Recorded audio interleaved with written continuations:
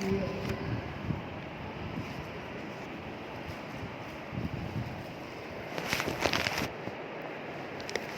باللہ من الشیطان الرجیم بسم اللہ الرحمن الرحیم صلی اللہ علیہ نبی وآلہ صلی اللہ علیہ وسلم صلاۃ و سلام علیک یا رسول اللہ صلی اللہ علیہ وسلم۔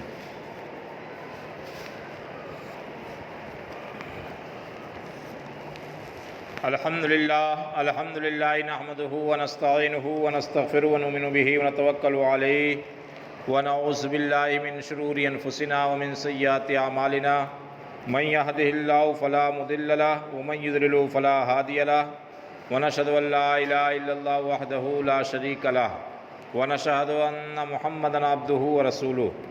فاعوذ باللہ من الشیطان الرجیم بسم اللہ الرحمن الرحیم۔ یا ایہا الذین آمنوا ادخلوا فی السلم کافہ۔ صدق اللہ مولانا العظیم وصدق رسولہ النبی الکریم ونحن علی ذلک لمن الشاہدین والشاکرین والحمد للہ رب العالمین۔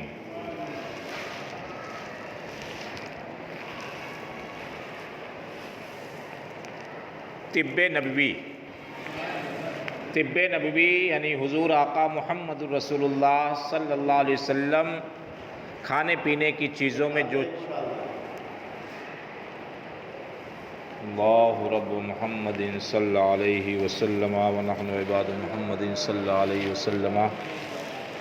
حضور آقا صلی اللہ علیہ وسلم نے جو کھانے پینے کی چیزوں میں استعمال فرمایا اسے طب نبوی کہتے ہیں۔ کھانے پینے کی چیزوں میں جو چیز استعمال کی گئی ہمارے نبی آقا صلی اللہ علیہ وسلم نے استعمال فرمایا اسے طب نبوی کہتے ہیں۔ طب نبوی کا ایک معنی یہ بھی ہوتا ہے کہ جو آقا صلی اللہ علیہ وسلم نے فوائد کے لحاظ سے جو چیز استعمال کیا، فائدے کے لحاظ سے، اسے طب نبوی کہتے ہیں۔ حدیث شریف ہے، آقا صلی اللہ علیہ وسلم نے ارشاد فرمایا، اے اللہ کے بندو، حدیث شریف ہے اللہ کے رسول صلی اللہ علیہ وسلم نے ارشاد فرمایا کہ اے اللہ کے بندو، یعنی سب کو، پوری دنیا والوں کو، کافر، مشرک، مسلمان، اہل ایمان، صحابہ، تمام لوگوں کو، یہود و نصارہ، سب کو، پورے بندوں کو، اللہ کے رسول نے ارشاد فرمایا کہ اے اللہ کے بندو تم لوگ دوائیں استعمال کرو۔ یہ حدیث شریف ہے، آقا ارشاد فرماتے ہیں کہ تم لوگ دوائیں استعمال کرو، اس لیے کہ اللہ تعالیٰ نے ایک بیماری کے سوا تمام بیماریوں کے لیے دوا پیدا فرمائی ہے۔ ایک بیماری کے سوا تمام بیماریوں کے لیے دوا پیدا فرمائی ہے۔ اور لوگوں نے عرض کیا یا رسول اللہ وہ کون سی بیماری ہے جس کی کوئی دوا نہیں؟ آپ نے ارشاد فرمایا کہ وہ ہے بڑھاپا، اس کی دوا نہیں۔ حضرت عبداللہ بن عباس رضی اللہ تعالیٰ عنہما سے روایت ہے کہ حضور آقا صلی اللہ علیہ وسلم نے ارشاد فرمایا تم لوگ جن طریقوں سے علاج کرتے ہو ان میں سب سے بہتر 4 طریقے ہیں۔ یعنی علاج بہت ساری چیزوں سے کیا جاتا ہے، دوا کھا کر بھی علاج کیا جاتا ہے، دوا لگا کر بھی علاج کیا جاتا ہے، اور بہت ساری چیزیں دوا کے طور پر، اب اس دور میں تو انجیکشن کے ذریعے سے بھی علاج کیا جاتا ہے، اس طرح سے آپریشن کر کے بھی بیماری کا علاج کیا جاتا ہے۔ مگر اس دور میں حضور آقا صلی اللہ علیہ وسلم کے ظاہری زمانے میں لوگ الگ الگ انداز سے بھی علاج کیا کرتے تھے۔ اس دور میں آقا نے ارشاد فرمایا کہ تم لوگ جن طریقوں سے علاج کرتے ہو ان میں سب سے بہتر 4 طریقہ علاج کا ہے۔ 4 طریقے کو آقا صلی اللہ علیہ وسلم نے بہتر علاج بتایا۔ ان 4 طریقوں کو آپ سمجھیں۔ سب سے پہلے نمبر پر ہے صعود۔ صعود کے معنی ہوتے ہیں ناک کے ذریعے دوا چڑھانا۔ ناک کے ذریعے دوا چڑھانا یعنی بہت ساری بیماریوں کا علاج اس طرح سے اس زمانے میں کیا جاتا تھا اور آج بھی یہ باقی ہے۔ صعود یعنی ناک کے ذریعے دوا چڑھانا۔ دوسرا ہے لدود، منہ کے کسی ایک جانب سے دوا پلانا، ایک طرف سے، اور حجامہ، حجامہ کسی عضو پر پوچھنا لگوا کر خون نکلوا دینا، اس کو حجامہ کہتے ہیں، یعنی کہیں پر جو ہے کہیں سے خون نکلوا دینا پوچھنا لگوا کر کے۔ پہلے دیسی طریقے سے بانس سے نکالتے تھے، اب تو پوچھنا کے طریقے الگ ہو گئے، ڈاکٹر لوگ کرتے ہیں، خون نکلوایا جاتا ہے۔ ایک ہے مشی، مشی کا معنی ہوتا ہے جلاب لینا، یعنی بہت ساری بیماریوں کے لیے جلاب لیا جاتا تھا اور جلاب کے ذریعے سے پھر وہ بیماری نہ کے برابر ہو جاتی، یعنی ختم ہو جاتی تھی۔ تو یہ 4 طریقہ بتایا ہے، ناک کے ذریعے دوا چڑھانا، منہ کے کسی ایک جانب سے دوا لینا، تیسرے حجامہ یعنی خون نکلوانا، چوتھے جلاب۔ بعض دوائیں خود حضور صلی اللہ علیہ وسلم نے استعمال فرمائی ہے اور بعض دواؤں کے فوائد بتائے ہیں، بعض دواؤں کے اللہ کے رسول صلی اللہ علیہ وسلم نے فائدے بتائے ہیں اور اپنی امت کو آگاہ فرمایا ہے۔ ان میں سے تبرک کے طور پر چند دواؤں کا ذکر تحریر کیا جاتا ہے تاکہ اس کتاب میں طب نبوی کے باب سے یہ کتاب محروم نہ رہ جائے۔ اب آگے ہے عصمت۔ عصمت ایک سرما ہے جس کو اردو میں سرمہ سیاہ اصفہانی کہا جاتا ہے، عربی میں عصمت کہتے ہیں۔ حضور آقا صلی اللہ علیہ وسلم نے اس کے بارے میں ارشاد فرمایا، تم لوگ عصمت کو استعمال میں رکھو، یہ نگاہ کو تیز کرتا ہے اور پلک کے بال کو اگاتا ہے۔ آگے ہے حضرت عبداللہ بن عباس رضی اللہ تعالیٰ عنہما کا بیان ہے کہ حضور صلی اللہ علیہ وسلم کے پاس ایک سرما دانی تھی جس میں عصمت کا سرما رہتا تھا، اور آپ سونے سے پہلے ہر رات یعنی روزانہ 3 سلائی دونوں آنکھوں میں لگایا کرتے تھے، یعنی سرما لگانا نبی کی سنت ہے اور وہ بھی سوتے سمے سنت ہے۔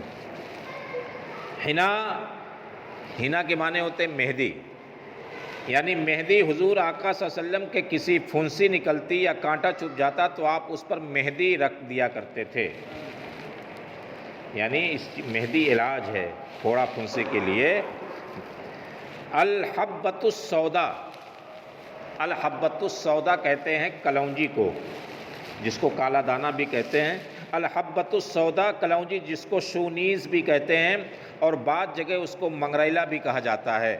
حضور آقا صلی اللہ علیہ وسلم نے ارشاد فرمایا ہے کہ اس کے استعمال کو تم لازم پکڑ لو، یعنی اس کو استعمال کو تم ضروری سمجھو، یعنی استعمال کرو، یعنی نہیں کہ بیمار ہوں جبھی استعمال کریں، علاج کریں اس کے ذریعے سے، بلکہ تم اسے ہمیشہ استعمال کرو، لازم پکڑ لو اس کے استعمال کو، کیونکہ اس میں موت کے سوا سب بیماریوں سے شفا ہے، موت کا علاج نہیں ہے اس بیج میں، باقی سب چیزوں کے لیے، سبھی بیماریوں کے لیے شفا ہے۔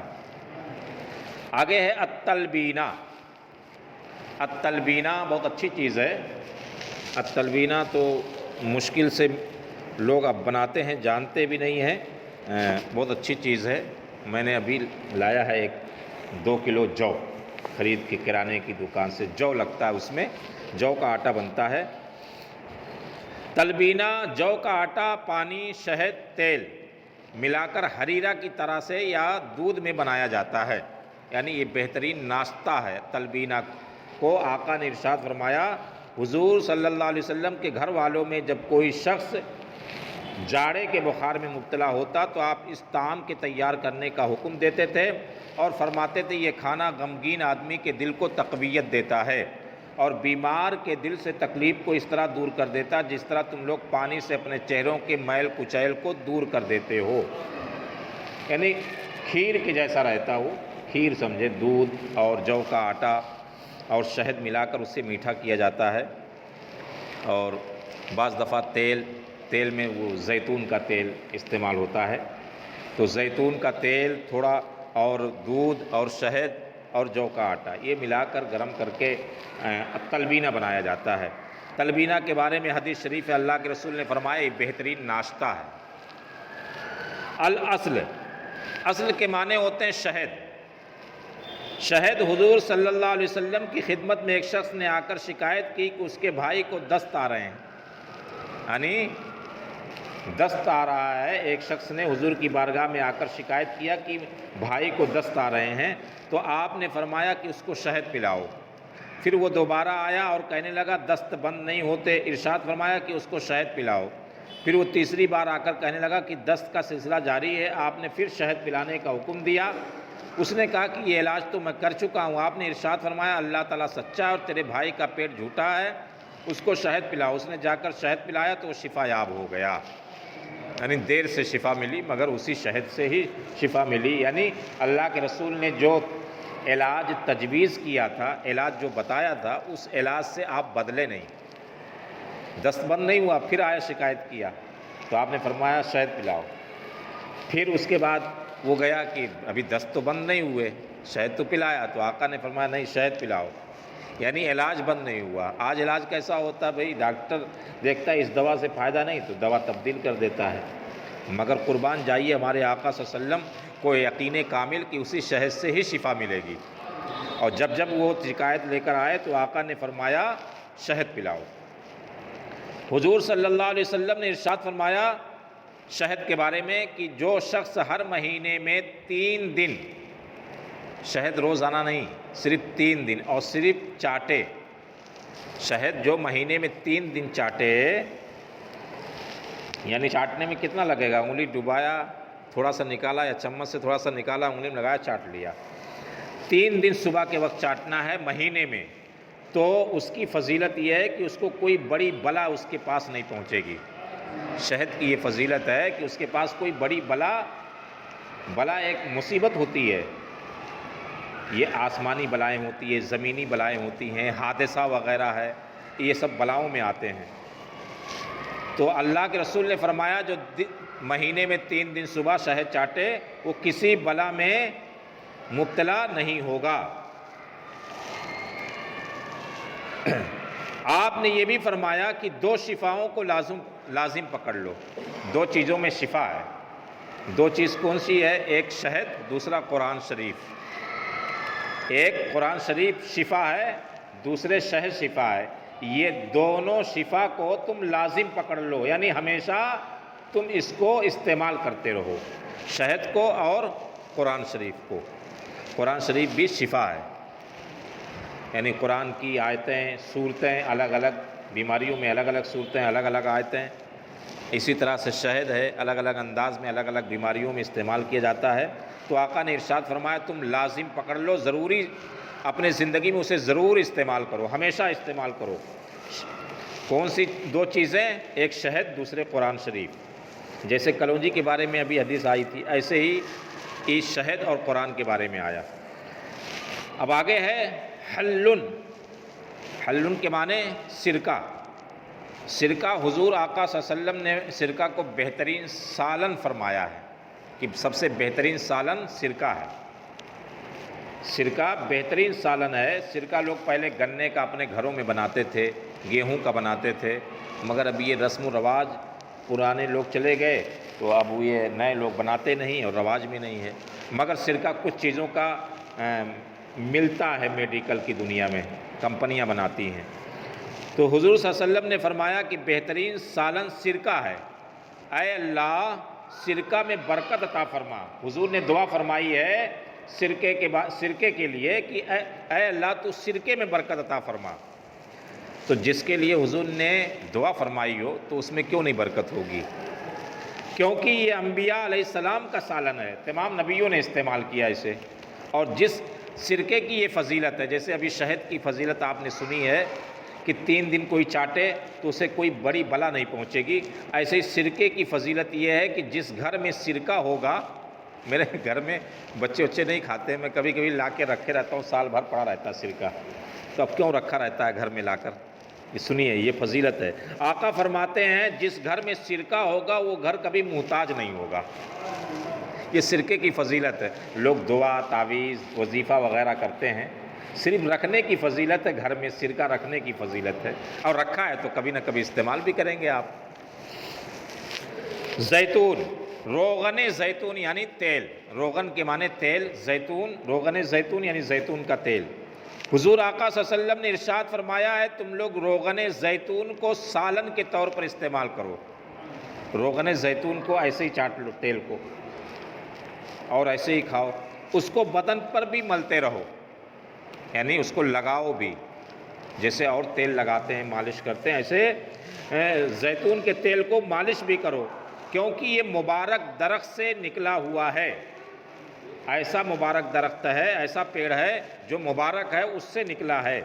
اور دوسری حدیث میں یوں وارد ہوا ہے کہ تم لوگ روغن زیتون کو کھاؤ، یعنی تیل کو کھاؤ اور اس کو بدن میں لگاؤ، کیونکہ یہ برکت والی چیز ہے۔ اور آگے ہے مسمن۔ مسمن کہتے ہیں وہ دوا جو بدن کو پھربا کرے، موٹا کرے، پھربا یعنی موٹا کرے۔ حضرت عائشہ رضی اللہ تعالیٰ عنہ کہتی ہیں کہ میری والدہ نے جب میری رخصتی کا ارادہ کیا، شادی کے بعد یا نکاح کے بعد جب رخصتی ہوتی ہے اس کا ارادہ کیا تو میرا علاج کرنے لگی۔ حضرت عائشہ فرماتی ہیں میری والدہ میرا علاج کرنے لگی۔ کیا علاج کرنے لگی؟ کہ میں بہت دبلی پتلی تھی، میں تھوڑا موٹی ہو جاؤں، میرا ذرا پھربا بدن ہو جائے، یعنی موٹا ہو جائے تھوڑا سا، یعنی میرا بدن بھر جائے، مگر کوئی علاج کارگر نہ ہوا۔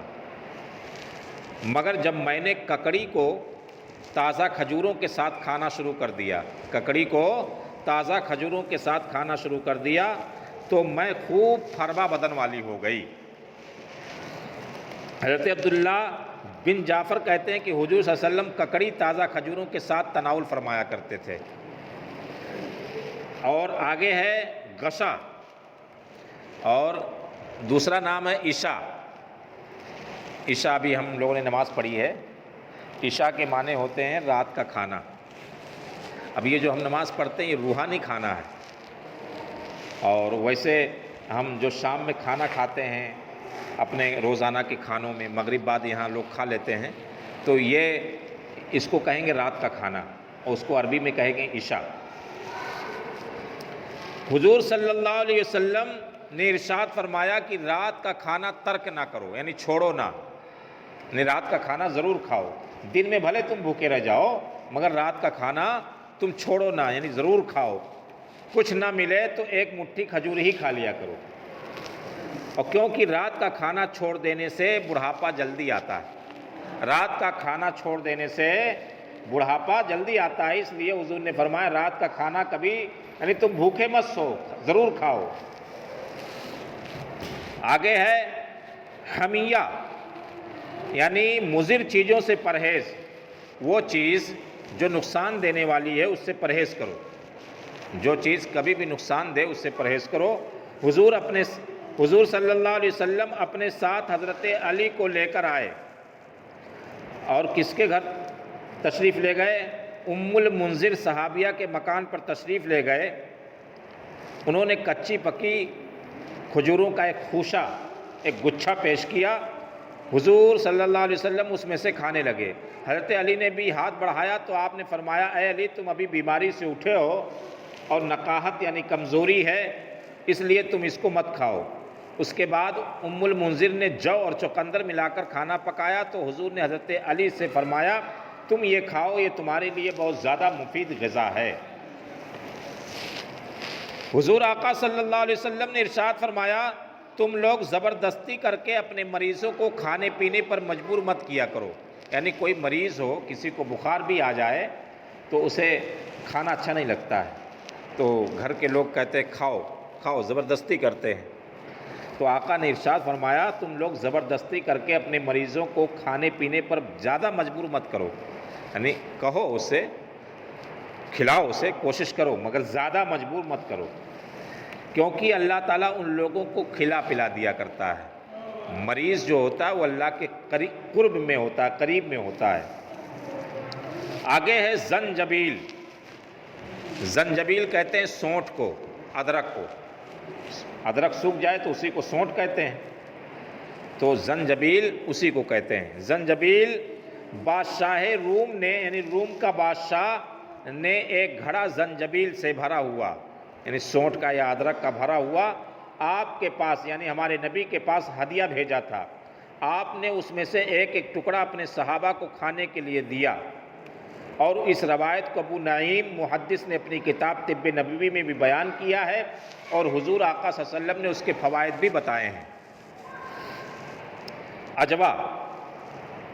عجوہ کھجور ہوتا ہے، مدینہ منورہ کی کھجوروں میں سے ایک کھجور کا نام ہے۔ اس کے بارے میں ارشاد نبوی ہے کہ عجوہ جنت سے ہے، اور وہ جنون یعنی پاگل پن اور زہر سے شفا ہے، اور میں نے تو یہ بھی پڑھا ہے کہ جادو سے بھی شفا ہے عجوہ کھجور میں۔ آگے ہے کما۔ کما کہتے ہیں جس کو بعض لوگ سانپ کی چھتری کہتے ہیں، سفید سفید ہوتی سانپ کی چھتری، ابھی انگریزی نام اس کا مشروم رکھ دیا گیا ہے، اور کھیتی بھی ہونے لگی ہے اس کو انگریزی نام، اس کو عربی میں کما کہتے ہیں، اور بعض علاقوں میں اسے ککر متا بھی کہتے ہیں، اور بعض لوگ سانپ کی چھتری بھی کہتے ہیں۔ اس کے بارے میں حضور نے فرمایا ہے کہ کما من کے مثل ہے جو بنی اسرائیل پر نازل ہوا تھا، یعنی جیسے وہ مفت کی چیز اور بہت ہی مفید چیز تھی، ایسی ہی یہ ہے، اور اس کا عرق یعنی اس کا پانی آنکھوں کے لیے شفا ہے، اور اس کی سبزی بھی بنائی جاتی ہے۔ سنا۔ سنا ایک پتی ہوتی ہے جو چورن میں، پیٹ کے چورن میں ڈالا جاتا ہے، اور سبھی لوگ ڈالتے ہیں اس کو، سبھی چورن بنانے والے، پیٹ کے گیس کا چورن جب بنایا جائے گا، قبض کا چورن بنایا جائے گا، تو سنا جو ہے وہ پتی ڈالی جاتی ہے۔ سنا مکی کہتے ہیں اسے۔ سنا مکی ایک دوا ہے۔ حضرت اسماء بنت عمیس سے حضور نے دریافت کیا کہ تم کس دوا سے جلاب لیتی ہو؟ جلاب لینے کی ایک آسان دوا ہے، یعنی زیادہ جلاب بھی نہیں آئے گا، پیٹ صاف بھی رہے گا۔ تو انہوں نے عرض کیا کہ شبرم سے۔ آپ نے فرمایا یہ بہت ہی گرم دوا ہے۔ پھر آپ نے اس کو سنا کا جلاب لینے کے لیے حکم فرمایا، اور ارشاد فرمایا کہ اگر موت سے شفا دینے والی کوئی چیز ہوتی تو وہ سنا ہے، یعنی موت سے بھی شفا دے دیتی۔ اگر کوئی چیز ہوتی، اگر موت میں بھی شفا ممکن ہوتی تو سنا میں وہ طاقت تھی کہ موت میں بھی شفا مل جاتی، مگر ایسا نہیں ہے، یعنی سنا اتنی اہم چیز ہے۔ تو سنا پتی ہوتی ہے، جڑی بوٹی کی دکان پہ جائیں گے تو سنا پتی وہ دیتا ہے اگر مانگیں گے، تو سنا پتی کو ابال لینا ہے، اور ابال کے اس کا پانی پینا ہے تو پیٹ صاف رہتا ہے ایک دم۔ سنوت، اس کے معنی میں شارحین کا اختلاف ہے۔ سنوت کہتے ہیں وہ شہد جو گھی کے برتن میں رکھا گیا اور اس میں گھی کے کچھ اثرات پہنچ گئے ہوں۔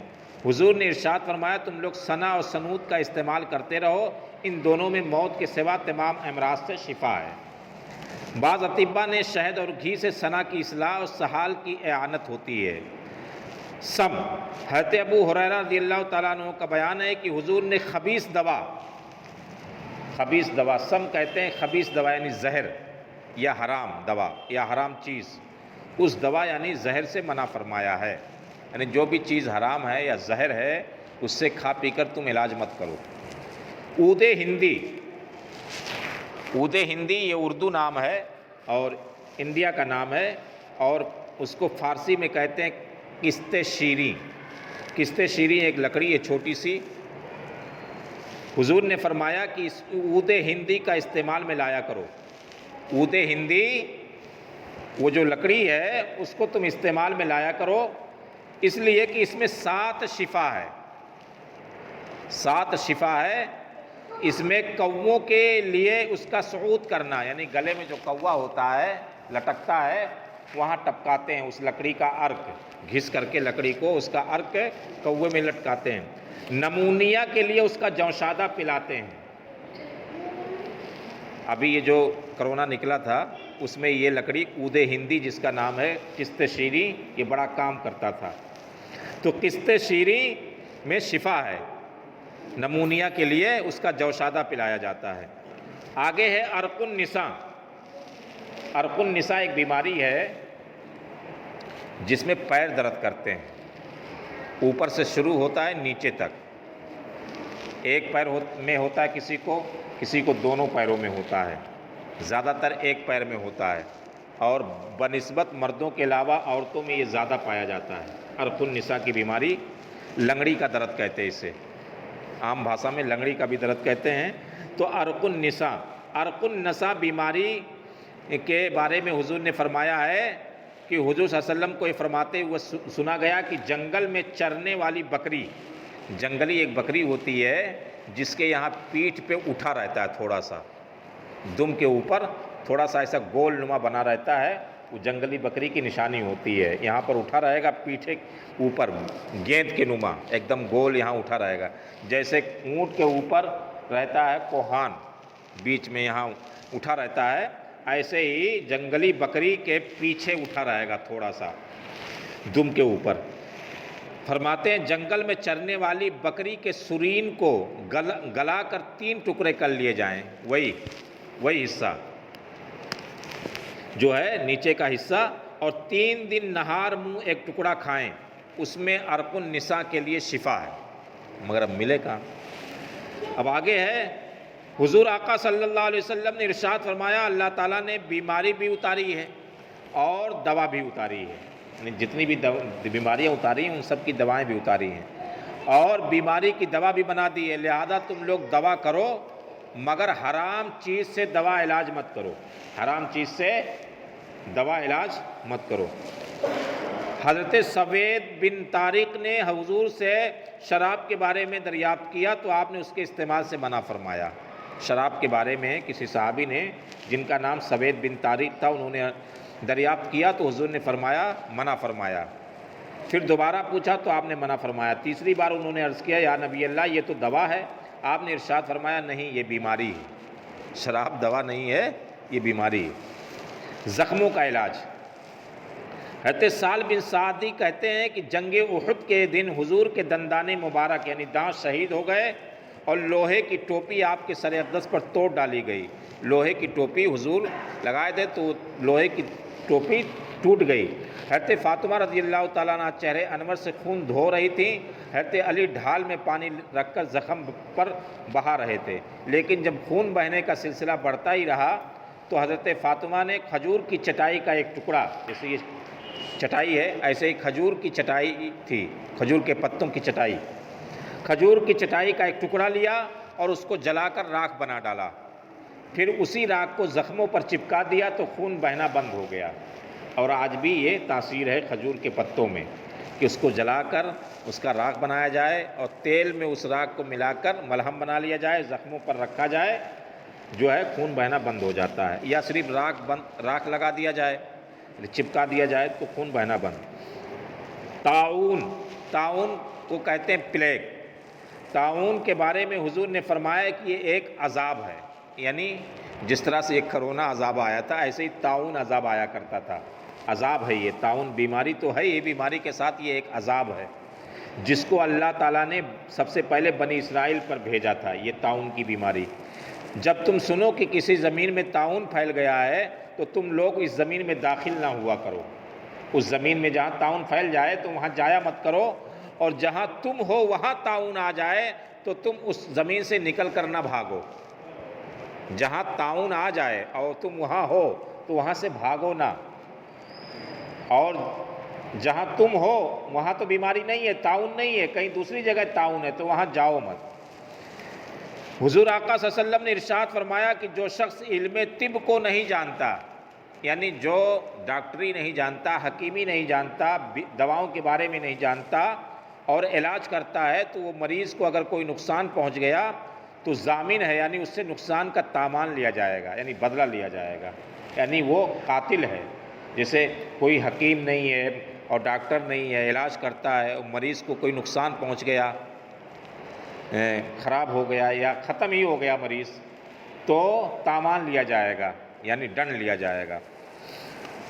بخار، ایک شخص نے حضور کے روبرو بخار کو گالی دے دی، بخار کو گالی دے دی کسی نے کہ یہ بخار ایسا ہے ویسا ہے، بخار آ جاتا ہے، تو آپ نے ارشاد فرمایا تم بخار کو گالی مت دو، بخار کی بیماری مریض کے گناہوں کو اس طرح دور کر دیتی ہے جس طرح لوہے کے میل کو آگ دور کر دیتی ہے، یعنی یہ گناہوں کو دور کر دیتی ہے بخار۔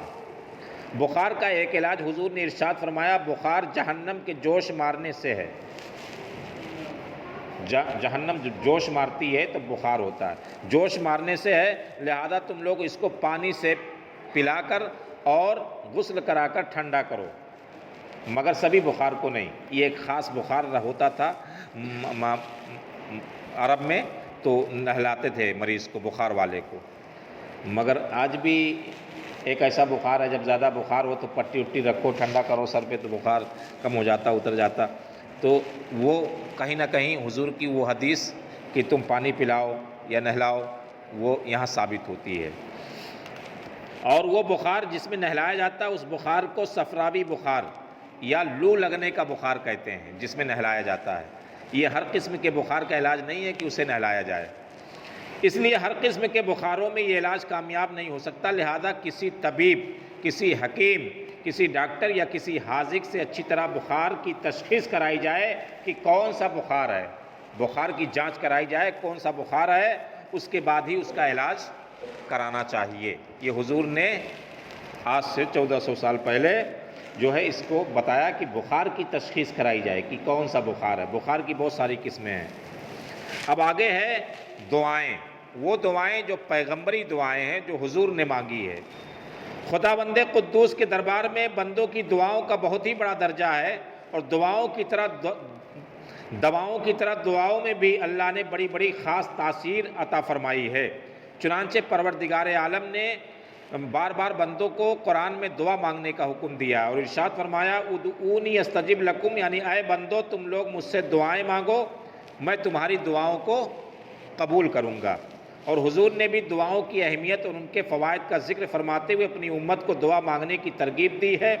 ایک جگہ ارشاد فرمایا ہے اللہ کے رسول نے لیس شیء اکرم علی اللہ من الدعاء، یعنی اللہ تعالیٰ کے دربار میں دعا سے بڑھ کر عزت والی کوئی چیز نہیں ہے.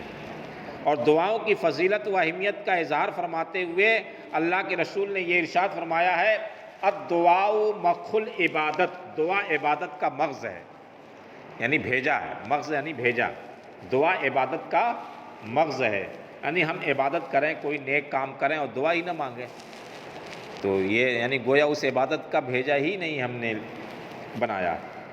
عبادت کی جائے اور عبادت کے بعد نیک کام کرنے کے بعد دعا مانگی جائے. دعا عبادت کا مغز ہے.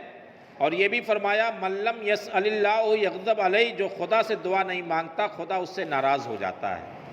یعنی دعا مانگنے سے اللہ راضی ہوتا ہے اور دعا نہیں مانگنے سے خدا ناراض ہو جاتا ہے. اس لیے طب نبوی کی طرح حضور کی ان چند دعاؤں کا تذکرہ بھی اس کتاب میں تحریر کیا جاتا ہے، جو آپ کے معمولات میں رہی، یعنی آپ کے عادت میں رہی، اور جن کے فضائل فوائد سے آپ نے اپنی امت کو آگاہ فرما کر ان کے ورد کا حکم فرما دیا، تاکہ نبی کی سیرت کے اس مقدس باب سے یہ کتاب مشرف ہو جائے اور مسلمان ان دعاؤں کا ورد کر کے، دعاؤں کو پڑھ کر کے یا دعا مانگ کر دنیا و آخرت کے بے شمار فائدے اور نفع حاصل کرتا رہے اور مالا مال ہو جائے. ہر بلا سے نجات، یہ دعا سب سے پہلی دعا اس کتاب میں لکھی ہے، ہر بلا سے نجات. حضور نے ارشاد فرمایا جو شخص صبح شام کو 3 مرتبہ یہ دعا پڑھے تو اس کو دنیا کی کوئی چیز نقصان نہیں پہنچائے گی. وہ دعا کون سی ہے؟ بسم اللہ لا یضر مع اسمہ شیء فی الارض ولا فی السماء وهو السمیع العلیم. یعنی اس کو تو جیسے ہم سورہ اخلاص قل واللہ یاد کر لیتے ہیں اور دوسری چھوٹی چھوٹی صورتیں یاد کر لیتے ہیں، یا چھوٹی چھوٹے نعت یا شعر یاد کر لیتے ہیں، یا چھوٹی چھوٹی بہت ساری چیزیں یاد کر لیتے ہیں، ایسے یہ چھوٹی سی دعا ہے جو صبح شام 3 بار پڑھنا ہے. بسم اللہ الذی لا یضر مع اسمہ شیء فی الارض ولا فی السماء وهو السمیع العلیم. صبح شام 3 بار پڑھ لینے سے اس کو دنیا کی کوئی چیز نقصان نہیں پہنچائے گی. یہ ہے دعا.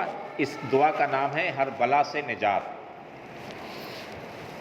اور یہ حدیث شریف ترمذی شریف میں ہے، اور ترمذی شریف میں اس جگہ پہ جہاں پر دعاؤں کا ذکر ہے.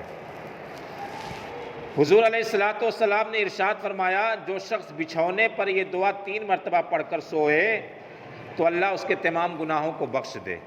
سونے والی دعا ہے اللہم بسمک اموت واحیا، اور استغفر اللہ الذی لا الہ الا هو الحی القیوم واتوب الیہ، یعنی استغفار ہے اور سونے والی دعا ہے. دونوں چیزیں پڑھ کر سوئے تو اللہ اس کے گناہوں کو بخش دیتا ہے. آگے ہے اللہ کے رسول جب نیند سے بیدار ہوتے، یعنی جاگتے، اٹھتے، سو کر کے اٹھتے آپ، تو آپ دعا پڑھتے الحمدللہ الذی احیا نفسی بعد ما اماتہا والیہ النشور۔ آگے ہے رات میں اگر آپ جاگتے تہجد کے لیے تو حضور صلی اللہ علیہ وسلم نے جو شخص رات میں نیند سے بیدار ہو تو یہ دعا پڑھے، پھر اس کے بعد جو دعا مانگے وہ قبول ہوگی۔ یعنی رات میں جب تہجد کا وقت ہو 3 بجے 4 بجے فجر سے 1-1.5 گھنٹہ پہلے تو یہ دعا پڑھے، اور دعا پڑھنے کے بعد پھر دعا مانگے، پھر اپنے لیے کوئی دعا مانگے۔ پہلے یہ دعا مانگے جو نبی نے مانگی، پھر اس کے بعد اپنے لیے کوئی دعا مانگے تو اللہ تعالیٰ دعا قبول فرماتا ہے، اور وضو کر کے جو نماز پڑھے گا وہ نماز بھی مقبول ہوگی۔ وہ دعا کون سی ہے؟ رات کو اٹھا جائے تو دعا پڑھی جائے، وہ ہے چوتھا کلمہ لا الہ الا اللہ وحدہ لا شریک لہ لہ الملک ولہ الحمد وہو علی کل شیء قدیر۔ تھوڑا سا رد و بدل کے ساتھ بھی رہتا ہے کلمے، تو سبحان اللہ والحمد للہ ولا الہ الا اللہ واللہ اکبر ولا حول ولا قوۃ الا باللہ العلی العظیم، چوتھا تیسرا کلمہ ملا جلا کر ہے یہ۔ تو یہ رات کو جب بھی اٹھیں اسے پڑھ لیں، اس کے بعد اپنے لیے دعا مانگیں۔ آگے ہے اللہم لا تقتلنا بغضبک ولا تہلکنا بعذابک وعافنا قبل ذلک۔ یعنی حضور نے جو دعا مانگی رات کو اٹھنے پر وہ کلمہ رہا، تیسرا چوتھا دونوں ملا جلا کر۔ اس کے بعد جو آپ نے دعا مانگا کرتے تھے وہ یہ اللہم لا تقتلنا بغضبک ولا تہلکنا بعذابک وعافنا قبل ذلک۔ یہ وہ دعا ہے جس میں اللہ کے رسول حادثات سے حفاظت کے لیے دعا مانگا کرتے تھے کہ اچانک میرا قتل نہ ہو، اچانک میں ہلاک نہ کیا جاؤں، میرے اوپر کوئی عذاب نہ نازل ہو، اور وعافنا قبل ذلک، یعنی کوئی چیز ہو، یعنی میں اس دنیا سے رخصت بھی ہوں تو عافیت کے ساتھ جاؤں۔ حضور آقا صلی اللہ علیہ وسلم نے فرمایا اگر کسی قوم یا کسی لشکر سے جان و مال وغیرہ کا خوف ہو تو یہ دعا پڑھا کریں، جیسے آپ کے دشمن ہوں یا کسی چیز کا ڈر ہو، کسی قوم سے ڈر ہو، جان و مال کا خوف ہو، تو یہ دعا ہمیشہ مانگنا چاہیے اپنی پنجگانہ نماز کے بعد دعاؤں میں۔ اللہم انا نجعلک فی نحورہم ونعوذ بک من شرورہم، یہ قرآن کی آیت بھی ہے۔ حضرت سعید خدری مشہور صحابی کا بیان ہے کہ حضور ایک دن مسجد میں تشریف لے گئے تو آپ نے وہاں ابو امامہ انصاری کو دیکھا۔ آپ نے فرمایا اے ابو امامہ تم اس وقت میں جبکہ نماز کا وقت نہیں ہے مسجد میں کیوں اور کیسے بیٹھے ہو؟ ابو امامہ رضی اللہ تعالیٰ عنہ نے عرض کیا یا رسول اللہ میں بہت سے فکر میں ہوں، یعنی بہت بڑے فکر میں ہوں، غم میں ہوں، ٹینشن میں ہوں، اور قرض کے بار سے زیر بار ہوں، یعنی قرض میں ہوں اس لیے ٹینشن ہے۔ ارشاد فرمایا کیا میں تم کو ایک دعا نہ بتا دوں جو تم اس کو پڑھو تو اللہ تعالیٰ تمہاری فکر کو دفع کر دے گا، یعنی دور کر دے گا، قرض کو دور فرما دے گا اور تمہارے قرض کو ادا کر دے گا۔ ابو امامہ نے عرض کیا کیوں نہیں یا رسول اللہ، ضرور مجھے ارشاد فرمائیے۔ ارشاد فرمایا آقا صلی اللہ علیہ وسلم تم روزانہ صبح شام کو یہ دعا پڑھ لیا کرو اللہم انی اعوذ بک من الہم والحزن واعوذ بک من العجز والکسل واعوذ بک من الجبن والبخل واعوذ بک من غلبۃ الدین وقہر الرجال۔ اور ایک دعا اور ہے قرض کے لیے اللہم اکفنی بحلالک عن حرامک واغننی بفضلک عمن سواک۔ حضرت ابو امامہ کہتے ہیں میں نے اس دعا کو پڑھا تو میری فکر جاتی رہی، خدا تعالیٰ نے چند دنوں میں میرے قرض کو بھی ادا فرما دیا، ایسے اسباب پیدا ہو گئے کہ قرض جو میں قرض دار تھا وہ قرض دور ہو گیا۔ حضور آقا صلی اللہ علیہ وسلم نے ارشاد فرمایا تمہارے دنوں میں سب سے افضل دن جمعہ کا ہے، لہذا اس دن مجھ پر بکثرت درود پڑھا کرو۔ یہ حضور نے خود ارشاد فرمایا ہے کہ جمعہ کے دن، جمعہ سب سے افضل دن ہے، اس دن تم مجھ پر درود پڑھا کرو کیونکہ تم لوگوں کا درود شریف میرے حضور پیش کیا جاتا ہے۔ صحابہ نے عرض کیا یا رسول اللہ جب قبر شریف میں آپ کا جسم مبارک بکھر کر پرانی ہڈیوں کی صورت میں ہو جائے گا تو ہم لوگوں کا درود شریف کیسے آپ کے دربار میں پیش ہوا کرے گا؟ تو حضور نے ارشاد فرمایا دیکھیے ہر چیز کا جواب ہے،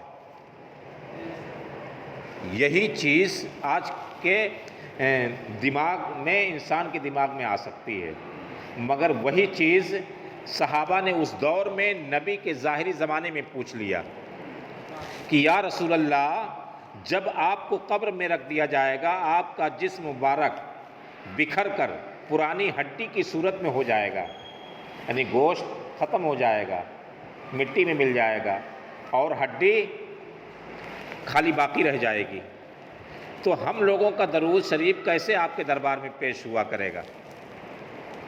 یہ آج ہمارے دماغ میں آ سکتا ہے۔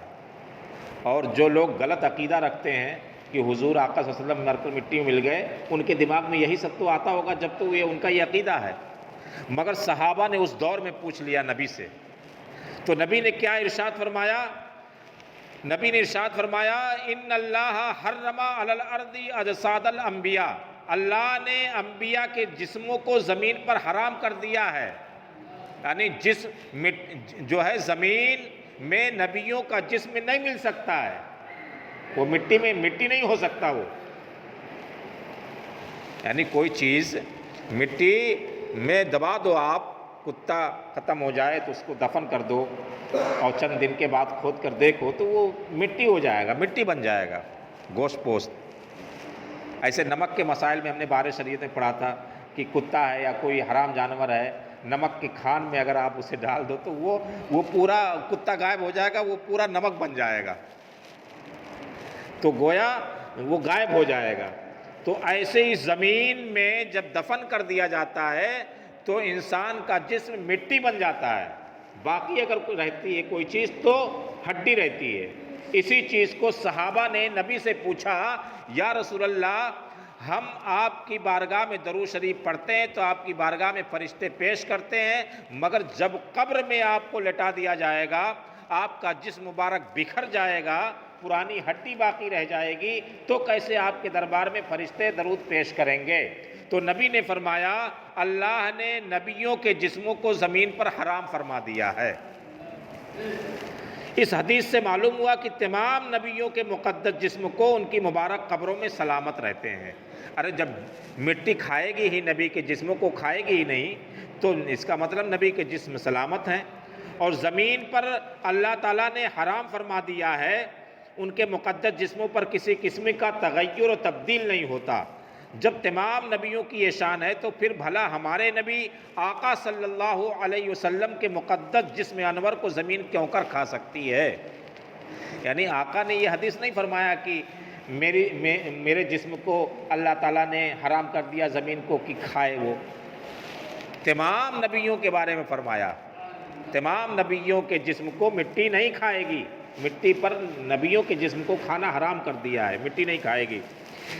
تو ہمارے آقا صلی اللہ علیہ وسلم تمام نبیوں کے سردار ہیں، اس لیے تمام علماء امت اولیاء ملت کا یہی عقیدہ ہے کہ حضور اپنی قبر اطہر میں زندہ ہیں اور خدا کے حکم سے بڑے بڑے تصرفات فرماتے رہتے ہیں۔ تصرفات یعنی پاور ہے، جب زندہ ہیں تو پاور بھی رہے گا۔ تو آقا صلی اللہ علیہ وسلم قبر میں رہتے ہوئے اختیار ہے، آپ کو پاور ہے، اور اپنی پاور سے پیغمبرانہ قوت سے اپنی امت کی مشکل کشائی اور ان کی فریاد رسی فرماتے رہتے ہیں۔ خوب یاد رکھیے، جو شخص اس کے خلاف عقیدہ رکھے وہ یقیناً نبی کے بارگاہ کا گستاخ، بدعقیدہ، گمراہ اور اہل سنت کے مذہب سے خارج ہے۔ مرغ کی آواز سن کر ہمارے نبی آقا صلی اللہ علیہ وسلم دعا پڑھتے تھے۔ جب مرغہ آواز دیتا تھا، مرغ سے مراد جو ہے تمام پرندے ہیں۔ مرغ عربی میں مرغ کو پرندہ کہا جاتا ہے، یعنی پرندے کو مرغ کہا جاتا ہے۔ اب مرغہ جو یہ ہم لوگ کھاتے ہیں دیسی یا بوائلر جو بھی ہے، یہ بھی ایک پرندہ ہی ہے، اور تمام پرندوں کو عربی زبان میں مرغ کہا جاتا ہے۔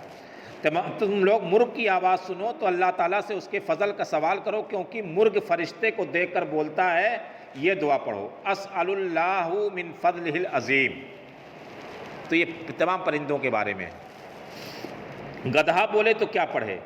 حضرت ابو ہریرہ رضی اللہ تعالیٰ عنہ کہتے ہیں کہ حضور صلی اللہ علیہ وسلم نے ارشاد فرمایا، گدھے کی آواز سن کر شیطان سے اللہ کی پناہ مانگو، یعنی اعوذ باللہ من الشیطان الرجیم پڑھو۔ گدھے کی آواز سن کر اعوذ باللہ من الشیطان الرجیم پڑھو، اور جب تم کو جماہی آئے، منہ کھلے اباسی آئے، تب بھی اعوذ باللہ من الشیطان الرجیم پڑھو۔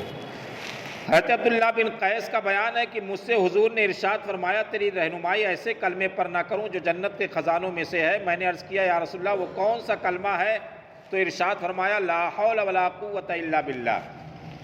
حضور نے فرمایا ایک صحابی رسول سے جن کا نام عبداللہ بن قیس، انہوں نے فرمایا کہ تیری رہنمائی ایسے کلمے پر نہ کروں جو جنت کے خزانوں میں سے وہ کلمہ ہے. جنت کا خزانوں میں سے وہ کلمہ ہے. وہ کون سا کلمہ ہے؟ لا حول ولا قوت الا باللہ العلی العظیم. حضور نے فرمایا جو اس دعا کو پڑھتے رہے اس کے لیے جنت واجب ہو گئی. کون سی دعا ہے؟ رضیت باللہ ربا وبالاسلام دینا وبسیدنا مولانا محمد صلی اللہ علیہ وسلم نبی و رسولا. یہ چھوٹی چھوٹی ایسی دعائیں جو پیغمبری دعائیں ہیں. اس طرح سے 15-20 دعائیں جو ہے میں یاد کر لیا ہوں. صبح شام الحمدللہ زبانی یاد ہے، چلتے پھرتے پڑھ لیتا ہوں. تو یہ یاد کر لینا چاہیے. چھوٹی چھوٹی دعائیں کتابوں سے دیکھ کر جب یاد کریں گے تو یاد ہوگا، اور بالخصوص پڑھے لکھے لوگوں کو تو اور جلدی یاد ہوگا، دیکھ کر یاد کر لیں گے. تو رضیت باللہ ربا وبالاسلام دینا بمحمد صلی اللہ علیہ وسلم نبی و رسولا. چھوٹی سی دعا. اللہ کے رسول فرماتے ہیں جو اس دعا کو پڑھتا رہے اس کے لیے جنت واجب ہو گئی. چھوٹی سی دعا ہے. اور جو شروع میں دعا بتائے تھے ہر بلا سے آپ نجات، وہ بھی چھوٹی سی دعا ہے، صبح شام 3 بار پڑھنا.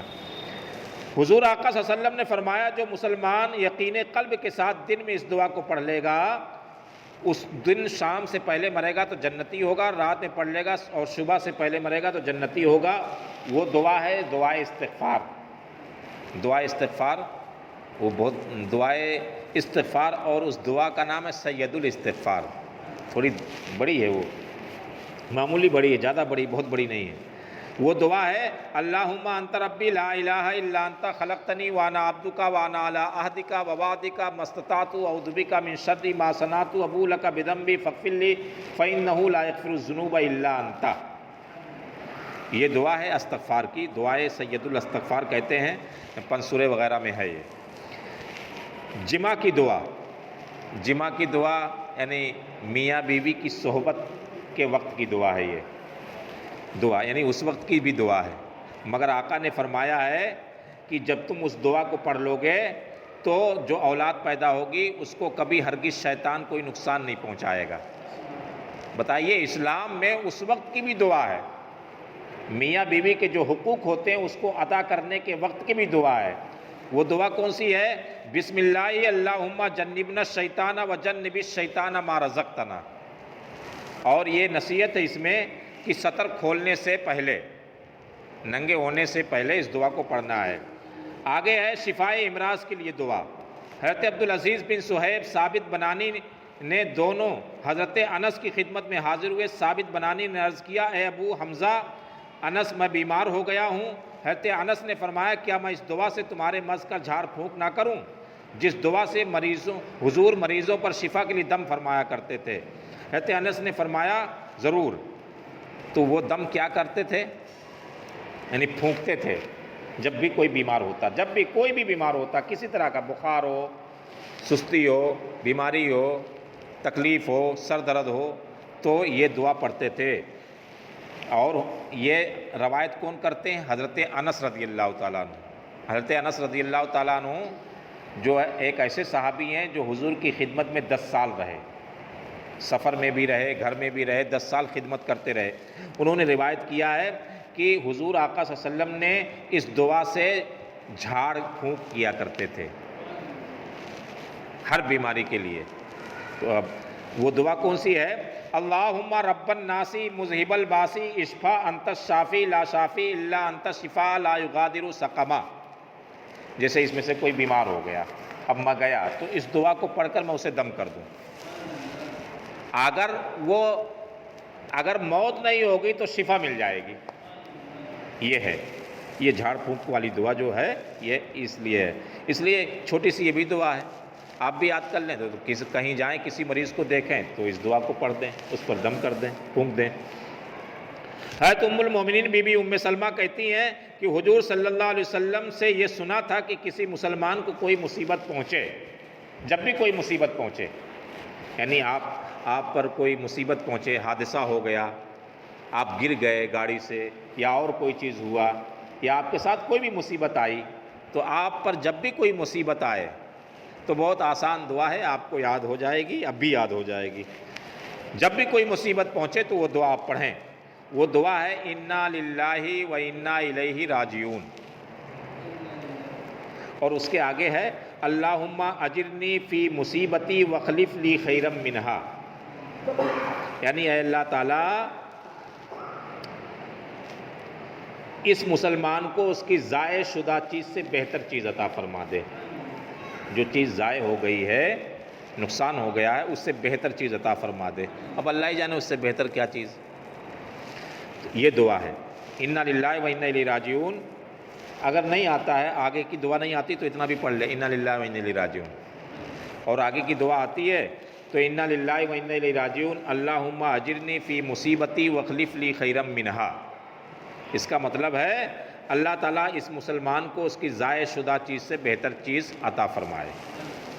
حضرت بی بی ام سلمہ فرماتی ہیں کہ جب میرے شوہر ابو سلمہ کا انتقال ہو گیا، یہ بی بی ام سلمہ ایک صحابیہ ہیں، ان کے شوہر کا نام ہے ابو سلمہ۔ ابو سلمہ کا جب انتقال ہو گیا تو یہی دعا پڑھی انہوں نے۔ کون سی دعا؟ انا للہ و انا الیہ راجعون اللہم اجرنی فی مصیبتی واخلف لی خیرا منہا۔ اور کیوں پڑھی اس دعا کو؟ کیونکہ حضور نے فرمایا جب کوئی مصیبت پہنچے تو یہ دعا پڑھ لیا کرو۔ تو اس کا ترجمہ یہی ہے کہ اللہ تعالیٰ اس مسلمان کو اس کی ضائع شدہ، یعنی جو غائب ہو گئی ہے، جو نقصان ہو گیا ہے، اس سے بہتر چیز عطا فرمائے۔ تو ایک عورت کا شوہر انتقال کر گیا ہے، اس سے بہتر کیا چیز ہوگی؟ ارے شوہر سے بہتر کیا چیز ہوگی جو اسے ملے گی؟ بی بی ام سلمہ فرماتی ہیں جب میرے شوہر ابو سلمہ کا انتقال ہو گیا تو میں نے دل میں کہا کہ بھلا ابو سلمہ سے بہتر کون مسلمان ہوگا جو مجھے ملے گا۔ یہ پہلا گھر ہے جو حضور کے پاس مکہ سے ہجرت کر کے مدینہ پہنچا تھا۔ بی بی ام سلمہ اور ان کے شوہر ابو سلمہ یہ پہلے میاں بیوی ہیں جو ہجرت کر کے مکہ سے مدینہ سب سے پہلے پہنچے تھے۔ تو بتائیے ابو سلمہ سے بہتر کون ہوگا؟ یہ بیوی کہتی ہیں، اور میں نے تو دعا مانگی ہے ان کے انتقال پر کہ اس سے بہتر چیز عطا فرما دے۔ پھر میں نے اس دعا کو پڑھ لیا تو اس دعا کو بدلہ یہ ملا کہ اللہ تعالیٰ نے مجھے ابو سلمہ سے بہتر شوہر عطا فرمایا، اور بہتر شوہر کون؟ کہ حضور نے مجھ سے نکاح فرما لیا۔ کس نے نکاح فرمایا؟ حضور نے نکاح فرما لیا۔ یہ اب بی بی ام سلمہ بیان کرتی ہیں۔ تو یہ رہا جو ہے دعا اور دوا کے ذکر کے۔ تو یہ دوا کا جو ذکر آپ نے آج سماعت کیا ہے یہ بہت مختصر ہے۔ طب نبوی کے تعلق سے یہ طب نبوی کہتے ہیں، دواؤں کے بارے میں ہے جو اسے طب نبوی کہتے ہیں، اور جو آخری میں ہے وہ پیغمبری دعاؤں کے نام سے ہے۔ طب نبوی مختصر میں ہے، 2-3-4 پیج میں تھا طب نبوی، یعنی دواؤں کے بارے میں۔ دواؤں کے بارے میں ایسے موٹی 3-4 کتابیں ہیں، اس کا نام ہی ہے طب نبوی، اور جس نے لکھی ہے اس کو پوری دنیا سے ایوارڈ ملا تھا۔ طب نبوی کی اتنی موٹی 3 بھاگ میں کتاب ہے، تو بہت جو ہے طب نبوی بہت بڑا ذخیرہ ہے حضور آقا صلی اللہ علیہ وسلم کی طرف سے۔ حضور آقا صلی اللہ علیہ وسلم نے بہت ساری چیزیں دواؤں کے طور پہ بتائی ہے۔ یہ مشہور معروف چیزیں طب نبوی کی، اور مشہور و معروف دعائیں جو تھیں وہ ذکر کیا اس کتاب میں، تو ہمیں اس کو استعمال کرنا چاہیے۔ اللہ تبارک و تعالی ہم سب کو عمل کرنے کی توفیق و رفیق عطا فرمائے۔ اور دعاؤں کے تعلق سے تو قرآن اور حدیث، مکمل قرآن بھی شفا ہے ہمارے لیے، مکمل قرآن ہمارے لیے دعا ہے۔ حضور آقا صلی اللہ علیہ وسلم کے صدقے طفیل میں اللہ تبارک و تعالی قرآن شریف سے اللہ تعالیٰ شفا حاصل کرنے کی توفیق عطا فرمائے۔ اس مجلس اور محفل کی برکت سے اللہ تعالیٰ جو بیمار ہیں اللہ تعالیٰ انہیں شفائے کاملہ عطا فرمائے۔ منا وکیل صاحب کی اہلیہ ڈمپی بھائی کی والدہ کی جو ہے طبیعت خراب ہے، اللہ تعالیٰ انہیں شفائے کاملہ عطا فرمائے۔ جو بھی بیمار ہیں اللہ تعالیٰ انہیں شفائے کاملہ عطا فرمائے۔ جو مریض ہیں انہیں صبر کی بھی ضرورت پڑتی ہے، اللہ تعالیٰ انہیں صبر کامل عطا فرمائے۔ اور جو بھی مریض ہوں، جب بھی بیمار ہوں اور اس بیماری میں ان کا انتقال ہو تو اللہ انہیں ایمان کے ساتھ خاتمہ نصیب فرمائے۔ اور اللہ تبارک و تعالیٰ تمام موذی وبائی بیماریوں سے اللہ تعالیٰ حفاظت فرمائے، اور جان و مال، ایمان و آبرو کی حفاظت فرمائے۔ اللہ تعالیٰ دلوں کے اندر خوف خدا اور عشق رسول مرتے دم کلمہ طیبہ نصیب فرمائے۔ کھڑے ہو کر صلاۃ و سلام پڑھ۔ اعوذ باللہ من الشیطان الرجیم، بسم اللہ الرحمن الرحیم، صلی اللہ علی النبی الأمی وآلہ صلی اللہ علیہ وسلم، صلی اللہ السلام علیکہ صلی اللہ علیہ وسلم۔ کہ بدرو دجا تم پہ کروڑو درود، بے کے بدرو تم پہ کروڑو درود، طیبہ کے شمس الضحیٰ تم پہ طیبہ کے شمس الضحیٰ تم پہ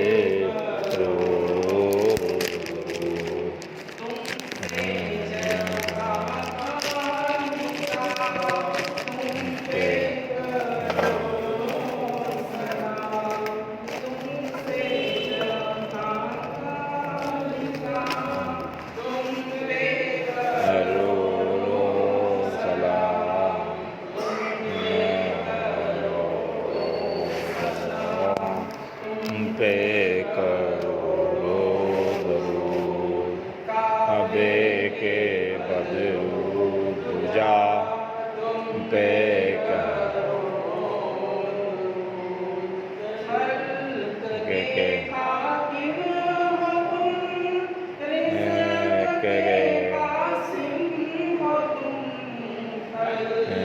کہ قاسم ہو تم، ذکر کے قاسم ہو تم۔